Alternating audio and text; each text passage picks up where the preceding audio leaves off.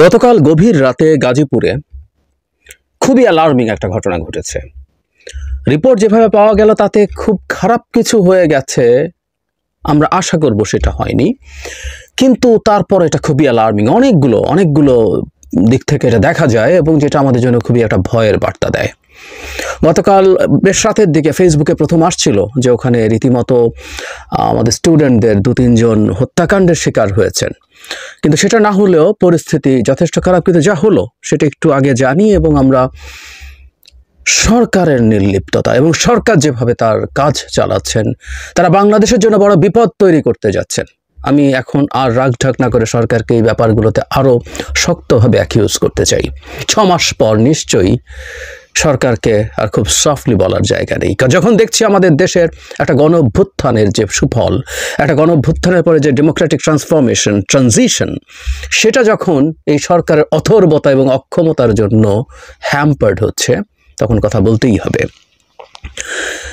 প্রথম আলোতে হেডলাইন এরকম: গাজীপুরে মোজাম্মেল হকের বাড়িতে হামলা, মাইকে ঘোষণা দিয়ে মারধরে আহত 15। নিউজটা একটু ডিটেল পুরোটা পড়ি। গাজীপুরে সাবেক মুক্তিযুদ্ধ বিষয়ক মন্ত্রী আকম মোজাম্মেল হকের বাড়িতে হামলা চালিয়েছেন বিক্ষুব্ধ জনতা। এ সময় স্থানীয় কিছু ব্যক্তি তাদের কয়েকজনকে আটক করে মারধর করেন। এতে অন্তত 15 জন আহত হয়েছেন। আহত ব্যক্তিদের মধ্যে 3 জনের অবস্থা আশঙ্কাজনক বলে জানিয়েছেন চিকিৎসক। এলাকাবাসী ও পুলিশ জানিয়েছেন, গতকাল শুক্রবার রাত 9টার দিকে একদল বিক্ষুব্ধ ছাত্র জনতা গাজীপুর মহানগরের ধীরাশ্রমের দক্ষিণখানে মোজাম্মেল হকের বাড়িতে হামলা চালান। তারা বাড়ির ভেতরে ঢুকে ভাঙচুর করেন। এ সময় মসজিদের মাইকে মন্ত্রীর বাড়িতে ডাকাত পড়েছে বলে ঘোষণা দিয়ে লোকজনকে এগিয়ে আসার আহ্বান জানানো হয়। মাইকিং শুনে আশপাশের লোকজন বাড়িটি ঘিরে ফেলেন। তারা ভাঙচুরকারী কয়েকজনকে মারধর করেন। পরে সেনাবাহিনীর সদস্যরা ঘটনাস্থলে গিয়ে আহত ব্যক্তিদের উদ্ধার করে গাজীপুর কাজী তাজউদ্দিন আহমেদ মেডিকেল কলেজ হাসপাতালে জরুরি বিভাগে পাঠান। সেখান থেকে গুরুতর আহত কয়েকজনকে ঢাকায় পাঠানো হয়েছে। জয়দেবপুর থানার পুলিশ ও সেনাবাহিনীর সদস্যরা পরিস্থিতি নিয়ন্ত্রণে নেন। সামাজিক যোগাযোগ মাধ্যমে কয়েকটি ফুটেজে দেখা গেছে কয়েকজনকে মারধর করা হচ্ছে। আহতদের নাম আছে এখানে। সিভিল সার্জন বলেছেন 15 জনকে জরুরি বিভাগে ভর্তি করা হয়েছে। আহত ব্যক্তিদের মধ্যে 3 জনের অবস্থা খারাপ বলে ঢাকায় পাঠানো হয়েছে। পুলিশ যেটা জানিয়েছে সেটা হচ্ছে, প্রাথমিকভাবে জানা গেছে ছাত্র জনতার পরিচয় দিয়ে সাবেক মন্ত্রীর বাড়িতে হামলার ঘটনা ঘটেছে। এ সময় স্থানীয় লোকজন হামলাকারীদের আটক করে মারধর করেন। 12-13 জন আহত হয়েছে। যেটা ইন্টারেস্টিং, সেই জায়গাটাও আসি। এখানে দিবাগত রাত 1:45টার দিকে তাজউদ্দিন মেডিকেল কলেজ হাসপাতালের সামনে বিক্ষোভ মিছিল করেছেন বৈষম্য বিরোধী ছাত্র আন্দোলনের নেতাকর্মীরা। এ সময় তারা ছাত্ররা গাজীপুরের নেতা, এই কথাগুলো খুব মন দিয়ে শুনি। শুক্রবার রাতে আমাদের কাছে খবর আসে ধীরাশ্রম এলাকায় সাবেক মন্ত্রীর বাড়িতে হামলা ও লুটপাট হচ্ছে। এটি শোনার পর প্রতিহত করতে আমাদের শিক্ষার্থীরা রওনা হন। দ্রুত 15-16 জন ঘটনাস্থলে চলে যান। সেখানে গিয়ে দেখা যায় লুটপাট হচ্ছে। এতে বাধা দিলে পেছন থেকে হুট করে অনেক মানুষ জড়ো হয়ে যায়। তাদের হাতে রামদাসহ বিভিন্ন অস্ত্র ছিল।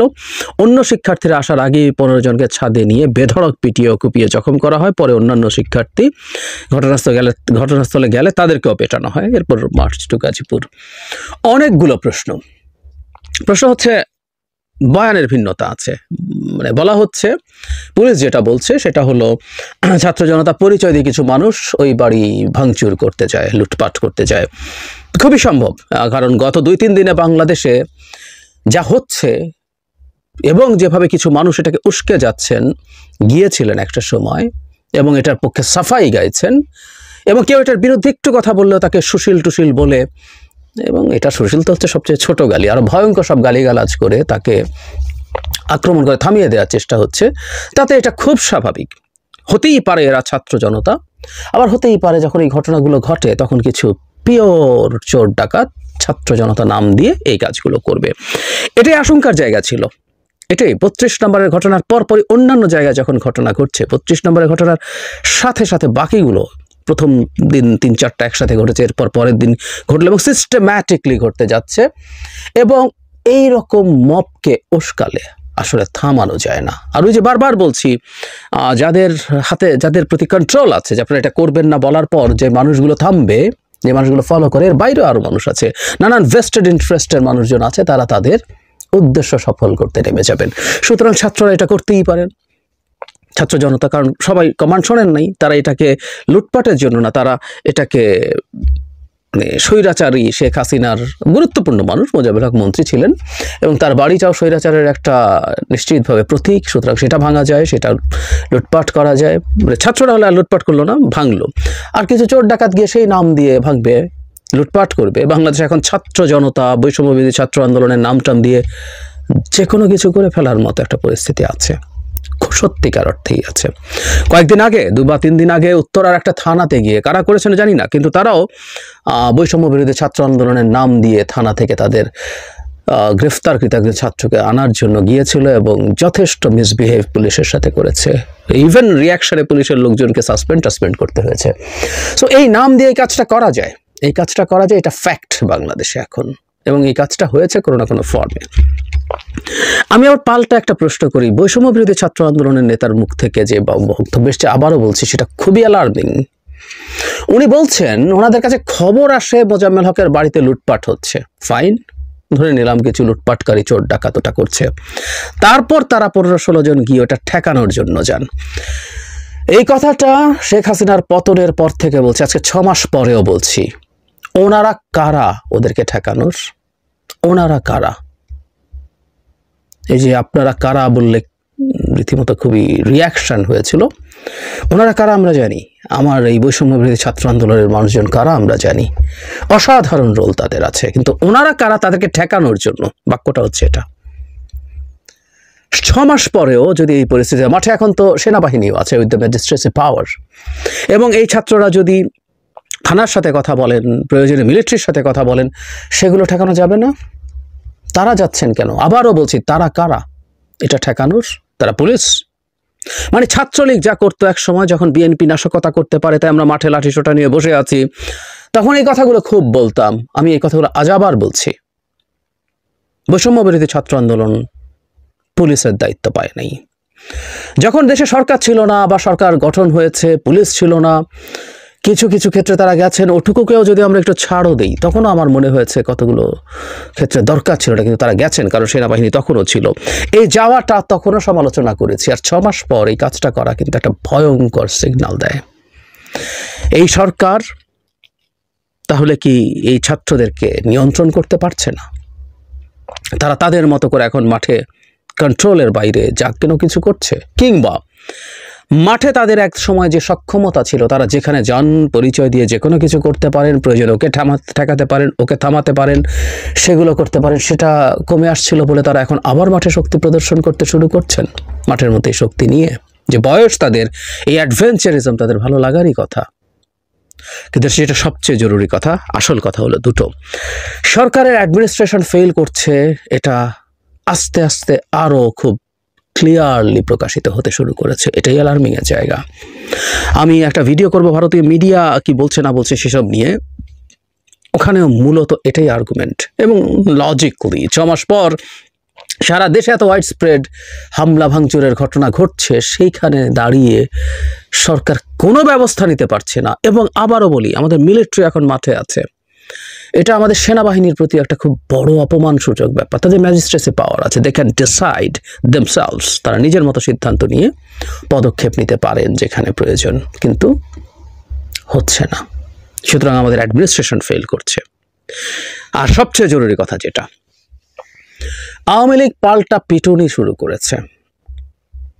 এর আগে শুধু গোপালগঞ্জে আমি 3টা ঘটনা নিয়ে ভিডিও করেছিলাম। সেনাবাহিনীর গাড়িতে হামলা হয়েছিল হাসিনা পালিয়ে যাওয়ার 5-7 দিনের মধ্যেই। মাসখানেক পর বিএনপির একটা নেতার গাড়ি বহরে হামলা হয়ে একজন মারাও গিয়েছিল, 50 জন আহত হয়েছিল। এবং 2-3 দিন আগে, 4 দিন আগে আওয়ামী লীগের কর্মসূচিতে, সোকল কর্মসূচিতে লিফলেট বিতরণের সময় একজনকে গ্রেফতার করার পর পুলিশের গাড়িতে হামলা হয়েছে। গোপালগঞ্জের ভেতরে কিছু ঘটনা আওয়ামী লীগ পাল্টা রিটালিয়েট করছিল। যেদিন গোপালগঞ্জে হামলা, সেদিন পাবনাতে আবার একজনকে গাড়ি থেকে জয় বাংলা স্লোগান নিয়ে যায়। আমরা খেয়াল করছি, গোপালগঞ্জ ছিল, পাবনায় হয়েছে, গাজীপুরে হলো, এবং এটা আরো ভয়ঙ্কর হলো।